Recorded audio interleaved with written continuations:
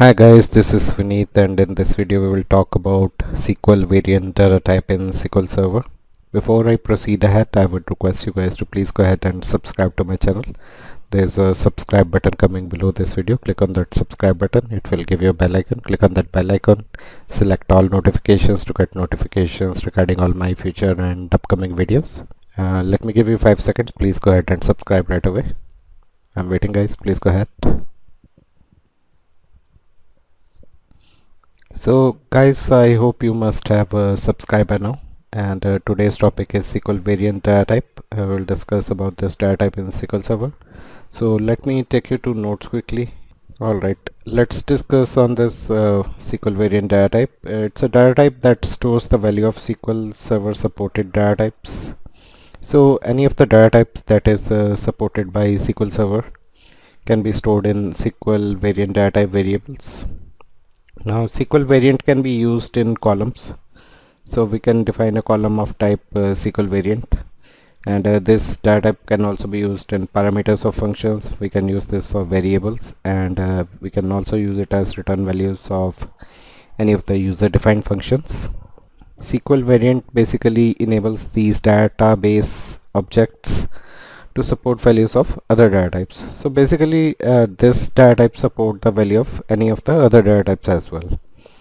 And if there is a column of type SQL variant, that column may contain rows of different data types. For example, a column defined as SQL variant can store integer value as well. It can also contain binary values and other character values. So that's the benefit of SQL variant variable. So if any column is defined of data type SQL variant, it can store any type of values, whether it's character value, whether it's integer value, it can store anything. SQL variant can have maximum length of 8016 bytes, and this data type must first be cast to its base data type before participating in operations such as additions and subtraction. So for example, if we have stored the integer values in the SQL variant data type column, we need to cast the values back into the base type before we can perform any operations on those values like addition or subtraction, etc. Now this data type can be assigned a default value as well, and this data type can also have null as its underlying value. So nulls can be also assigned to this data type variables or columns, but the null values will not have an associated base type. Alright, so null value can be assigned, but null value don't have any associated base types, and also SQL variant cannot have another SQL variant as its base type. Now a unique primary or foreign key may include columns of type SQL variant. So these type of columns defined as SQL variant data type can take part in becoming primary and foreign keys as well. But the total length of data values that make up the key of a specific row should not be more than the maximum length of the index, that is 900. So we need to make sure that whatever the values are there in that SQL variant column should not exceed 900 bytes if we want to take that column as a part of any index. Now a table can have any number of SQL variant columns. So any number of SQL variant columns can be defined in a table, and a SQL variant cannot be used in contains table and free text table functions. And if we talk about the ODBC or Open Database Connectivity, it does not fully support the SQL. It does not fully support the SQL variant data type, and therefore the queries of SQL variant columns are returned as binary data when you use the Microsoft OLEDB provider for ODBC. So any queries on the SQL variant column will return as binary data. A binary data will be returned whenever we use the Microsoft OLEDB provider for ODBC or MSDA SQL. Now for example, a SQL variant column that contains the character string data PS2091 is returned as this hexadecimal value. If we use the Microsoft OLEDB provider to fetch the data from SQL Server, it will be returned as this binary data.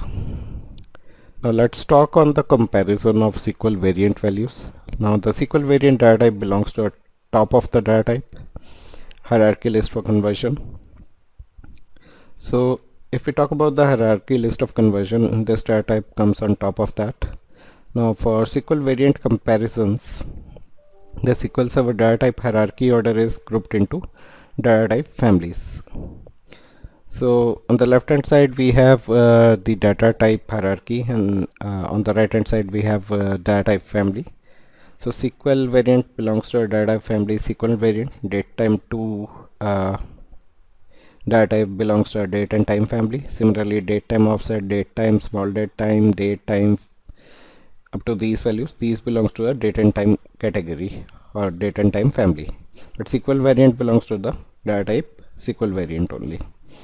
And float and real data types belong to the approximate numeric data type family, and decimal and money data types belongs to the exact numeric families. And similarly, small money, big int, small int, tiny int, and bit, these data types belongs to the exact numeric family. And other than that, we have nvarchar, char, nchar, varchar, char. These data types belongs to a Unicode family, Unicode data type family basically. And var binary and binary belongs to the binary family, and unique identifier belongs to a unique identifier family. And let's talk about some of the rules that apply to the SQL variant comparisons. Now when SQL variant values of different base types are compared and the base are in different data type families, the value whose data type family is higher in the hierarchy chart is considered the greater of the two values. So I have shown you a hierarchy chart. The rules are applicable as per the hierarchy chart. So if you compare any two values under the any of the column like SQL variant, and two values are of different data types, so whatever value is higher depends upon the hierarchy in this chart basically. Date value is higher precedence than time, so date data will be higher value, right? And similarly, if we compare the small money and bit, small money comes higher in the hierarchy, so small money data will show higher value if we do any kind of comparisons, right? Now earlier we are talking about if we are comparing two values which are coming in a different families. So for example, we were comparing car with var binary, and both of these data types have a different family. So car has Unicode family, and var binary has binary family, right? So if we compare do such type of comparison where families are different, right? If the base types are in different families, the values whose data type family is higher in the hierarchy chart is considered the greater of two values. So anything binary will be considered greater than the unique identifier, or char will be considered higher than the var binary data type. So any car values will be considered higher than the var binary values. This is in the case where the family type of the base types are different. Now let's consider another situation when we are using a SQL variant column, and if we try to compare the value of different base data types. Here we are comparing two different base data types, but they are falling under the same data type family. So for example, if we are comparing nvarchar with nchar, let's talk about this situation. Both of these data types belong to the same family, Unicode. So if we do such type of comparison between nvarchar and nchar values, let's see what do we get. The values whose base data type is lower in the hierarchy chart is implicitly converted into other data type, and the comparison is then made. So for example, if we try to compare the nvarchar with nchar data type values, so first what will happen, as they belong to the same data type family, the nchar value will get converted into nvarchar value, right? And then the comparison of those values, two values, will be made. Now the third point is that the SQL variant values of the char and varchar, nchar and nvarchar data types are compared. So here we are talking about the character data types, nvarchar, nchar, varchar, char. These are Unicode data types. So here we are talking about the SQL variant values of the char, varchar, nchar or nvarchar data types, and if they are compared, their collations are first compared based on the following criteria: LCID, LCID version, So LCID is language code identifier basically. So first there, if we do such kind of comparison in the Unicode data types, within the Unicode data types, so their collations are first compared based on the LCID versions, comparison flags and sort ID, etc. And each of these criteria are compared as integer values and in the order listed. If all of these criteria are equal, then the actual string values are compared according to the collation. Now, whenever we are handling the SQL variant data types, SQL Server supports implicit conversion of objects with other data types to the SQL variant data type. That conversions happen automatically whenever we are handling the SQL variant data type, and SQL Server basically support any implicit conversation, not conversations but conversions of the objects with other data types to SQL variant data type.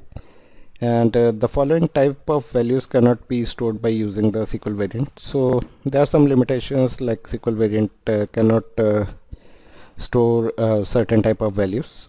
So these some of these data types which cannot be stored inside the SQL variant is date, time, offset, geography, geometry, hierarchy ID, image and text, and varchar max, row version, timestamp, text, varchar max data type, var binary max data type, use defined types, XML data type. These cannot be stored under the, these values cannot be stored under the SQL variant data type.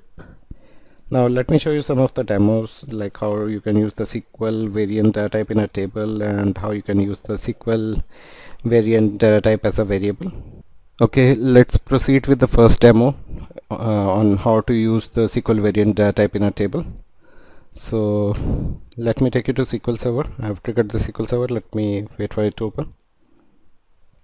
Okay guys, we are inside SQL Server, so let's connect to the default instance of SQL Server, and we are taking you through first demo where we will show you how you can use a SQL variant variable in a table, how you can use SQL variant in a table basically. So let's trigger a new query against the AdventureWorks 2022 database. If you do not have this database, I would urge you to please go ahead and install it from the, download it from the online sources, and you can restore the backup of this database to get the AdventureWorks 2022 database. You can find my videos related to that in my channel. So if you visit my channel page, you can search for videos to install the AdventureWorks 2022 database or the Northwind database, whatever you like. I am using the AdventureWorks 2022 database. Now if we talk about this example particularly, it creates a table with the SQL variant data type. So we will create a table with a SQL variant data type, and then this example retrieves the SQL variant property information about one of the columns, which is known as column A, and value will be 46279.1, where column B will have values 1689, and we will let me show you directly. We will use table A as the table name. So, and in this table the column A will be of type the SQL variant, and we will have another column which is column B in this table, which is of integer data type. So one column is of SQL variant data type and another will be of integer data type, and we'll work with this table and we will show you how to retrieve the SQL variant property for a particular column. So you can start writing code along with me. So I'm creating a table, and table name will be here table A is the table name. I'm taking one of the column A of SQL variant type, right, and I'm taking column B which will be of integer data type. So these two data types are different. So let's define the table structure over here. So we have taken two columns, so structure is already defined over the top. So this is the structure of the table. Let me specify the bracket over here. So this is the table structure. In total two columns are there, one is of SQL variant data type and second column is of integer data type. Now after creating this table, let's insert some values into this table. So insert into table A, we want to insert some values, so type in values and specify the values. So the first value will be for column A, which is of SQL variant data type. So in order to provide the value, if we are putting a value, Let's do some casting over here. So I'm casting a value. I'm taking 46279 as the value, and I'm also taking a decimal and 1 after that, and we are casting it as decimal A2. Type, first value is this. We are putting it into the SQL variant column for column A, right? Basically we have casted this into the decimal A2 data type, this value to decimal A2 data type, and we are storing this value in the column A, which is of SQL variant data type over here. And let's take the second column, which is the integer value. So I'm directly putting 1689 as the integer value in the second column, which is column B for type integer type. So let's put these values in. So after inserting the value, let's do a select statement, and here we have we are trying to get the SQL variant property. So this is one of the properties you can get, SQL variant property of particular column. So let's try to get the property of column A first. So let's take column A, and basically what property we want base type of the value. What is the base type that is stored? So here we have stored the base type as decimal A2. We have converted this value into decimal A2, and we have stored this decimal A2 value in the SQL variant type. So base type will be, for first value, the base type will be decimal A2. Alright, so first we are getting the SQL variant property for column A, and we are trying to fetch the base type, and we are taking it as column base type. The column header will be base type, and let's select another SQL variant property, and let's take the property of column A, and we have taken base type. Now let's try to determine the precision, and let's take it as the precision. Alright, and we need to put commas between these two select statements. Basically we are selecting multiple items. We don't have to specify select multiple times. So first value is this, second value is this. Now let's take the third value, and let's take another SQL variant property, and let's take it for column A. And this time what property I'm taking is I'm taking the scale. So we have taken the first, we are taking the base type. Base type is decimal, and precision is 8, and scale is 2, right? Let's take it as scale, and we need to take this value from table A. Table A hosts these columns, right? So I'm using a select statement to select the SQL variant property for column A, and we are trying to ascertain various properties like base type, precision, and scale from table A for column A. And let's take a condition where column B value is, although this condition is not necessary because there is only one row stored in the table, but yeah, we can specify this criteria to filter it separately. Otherwise, if you ignore it as well, it will work fine with us. So for clarity's sake, I have taken the particular column, particular row where the column B values equal to 1689, and there is only one row in this table, so this where criteria is not required even. Let's execute this statement. It will show you the properties. So base type here, it's showing for decimal A2 is, it's showing base type as null. It is showing the precision of 8 and a scale of 2 over here. So I don't know why it has not shown the base type as decimal, but instead it has shown as the base type as null. So I'm not sure about that, why it has not shown the base type over here. So why it has not shown us the base type, because we have not taken this property appropriately. So there is no space between the base type. You should omit this space between the base and type. Now if we run this select statement, it will show us the appropriate base type, which is decimal. So execute this statement, you will get the base type as decimal, because we have converted this value into decimal with the precision of 8 here and the scale of 2. So this is how you can get the SQL variant data properties. So here the data was of type decimal A2, so it has shown us all those properties. So here I have shown you how you can use the SQL variant property over here. Alright, now let me take you forward to another example where we will use the SQL variant as a variable. Here we in this example we have used the SQL variant in a table, but now I will show you how you can use the SQL variant as a variable. So let's trigger a new query over here. Let's declare a variable, and a variable name here is v1, and let's declare it of type SQL variant. So this is how you declare a variable of type SQL variant. Now let's set the value of this variable. I'm setting it to the character ABC. Although this has the data type of SQL variant, I have passed on the character values. I have passed on the character string ABC to this variable. Now I can do a select statement to output the value of this variable v1. So this will print the value of v1, which will be ABC. Let's select some other string as well. Let's try to print the SQL variant property we have used before.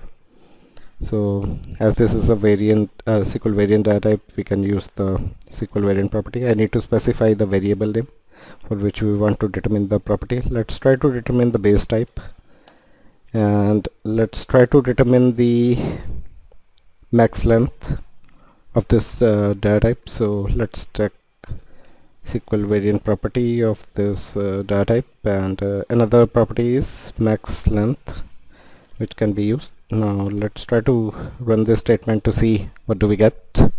So first it will print ABC, second it will print the base type of that SQL variant data type, as it has stored the character value, so it will show us the base type as character or varchar maybe. And let's try to determine what it is taking as max length. So I have executed the statement. There are three statements. So in the first statement, the value of ABC is printed. We have printed the value of the variable, and the base type it has taken for this character values, it has taken the varchar data type as we were discussing, and the max length it has taken is 3 automatically. So this is how you can use the SQL variant property feature in SQL Server to print out various properties of data. Alright, so I hope you get both the examples. You can go through them one by one once again. You can try to type the code, you will get better clarity on that. You can take screenshots for now if you want. Take a screenshot of this, and also take a screenshot of this, guys. And if you have taken screenshots, then we are good. Now let's come back to our slides. So today we have discussed about the SQL variant data type, and we have talked about it a little bit, and then we have shown you the data type families of various data types, including the SQL variant data type, and we have shown you the comparisons of SQL variant values falling under the different data type families, or under the same data type of families, or same data type families. We have shown you how the comparison is done. We have taken you through that, and finally we have shown you what data types cannot be stored under the SQL variant data type, or what type of data cannot be stored under the SQL variant data type. And we have shown you this list. This type of data cannot be stored under the SQL variant data type. And finally we have shown you taken you through two demos where we have shown you how to use the SQL variant in a table, and how to use the SQL variant as a variable. And we have shown you basically the use of SQL variant property to determine the base type, precision and scale, and to determine the base type and max length of a particular data. So I hope you like this video, guys, and if you like this video, please click on the like button below this video. And also, guys, do share in your comments with us. We eagerly wait for your comments and would love to read the same, so do write out something to us. And also, guys, if you haven't yet subscribed to the channel, please go ahead and do so. There is a subscribe button coming below this video. Click on that subscribe button, it will give you a bell icon. Click on that bell icon, select all notifications to get notifications regarding all my future and upcoming videos. The next topic I will be covering is I will be covering on the table data type. We will talk deeply about the table data type. So these days I'm writing notes on it, and we will cover that in our next video. So let us know how soon you want this video to be released. Alright, so guys, let me give you 5 seconds. Please go ahead and subscribe to the channel. So guys, I hope you must have subscribed to my channel by now. Also guys, share this video with your friends, and there's a share button coming below this video. Click on that share button. Through that button you can share my videos with your friends over any of the social media platforms. I thank you so much for your time on this video today guys, and you have a wonderful day ahead. Thank you. Guys, in case you want to make any donations or offerings to us via UPI, then you may scan the code on the right hand side to make the payment. You can use any of the UPI based apps like Google Pay or Phone Pay. So there's a code given on the right hand side which is my GPay code. You can scan that code using any of your UPI apps and make payments to us, basically to support our channel. Else the other way, if you want to make donations, is to go to the following link, which is a topmate.io link. You can type this link as is in your browser like Google Chrome or Edge and press enter. After that it will take you to my topmate.io page. Through that page you can make donations to us as well. And also guys, in case you want to contact us, you can contact us on my email address, which is vermavane@gmail.com. You can contact us for the below requirements which are given here on the right hand side. In case you need a copy of notes for any of the topics discussed during the video, you can send me an email on my email address. A nominal fee has to be paid if you want to obtain notes for any particular topic. It depends upon how lengthy the notes are. The fee will be decided according to that. So in case you need the copy of the notes, do send me an email on my email address. The other requirement for which you can contact me is to schedule one calls with me, which will be paid calls. So in case you want to schedule one-on-one calls with me, you can send an email to me so that I will help you in scheduling one of the calls. And in case you want to get SQL Server coaching, you can also contact me on my email address. Some of the other requirements are if you need coaching on any particular SQL topic, or if you need some analysis of Transact-SQL code, or if you want to collaborate for any content creation or brand promotion, you can definitely send us an email on my email address and I will respond back to you.